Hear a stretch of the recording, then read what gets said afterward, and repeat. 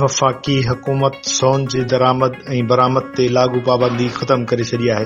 वफ़ाक़ी काबीना जी मंज़ूरी खां पोइ वापार वारी वज़ारत सोन जी दरामद ऐं बरामद ते लाॻू पाबंदी ख़तम करण जो नोटिफिकेशन जारी करे छॾियो आहे।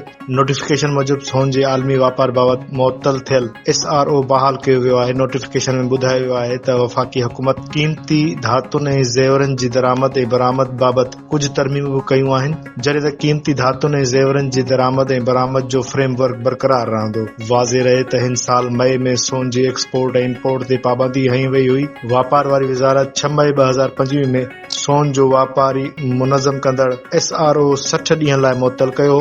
ज़रिए जो चवणु आहे त सोन जी स्मगलिंग जी शिकायत ते पाबंदी लॻाई वई हुई, जेका हाणे ख़तम कई वई आहे। असां हिकु ॿीहर ॿुधाईंदा हलूं त वफ़ाक़ी हुकूमत सोन जी दरामद ऐं बरामद ते लाॻू पाबंदी ख़तम करे छॾी आहे। वफ़ाक़ी काबीने जी मंज़ूरी खां पोइ वापार वारी वज़ारत सोन जी दरामद ऐं बरामद ते लाॻू पाबंदी ख़तम करण जो नोटिफिकेशन पिणु जारी करे छॾियो आहे।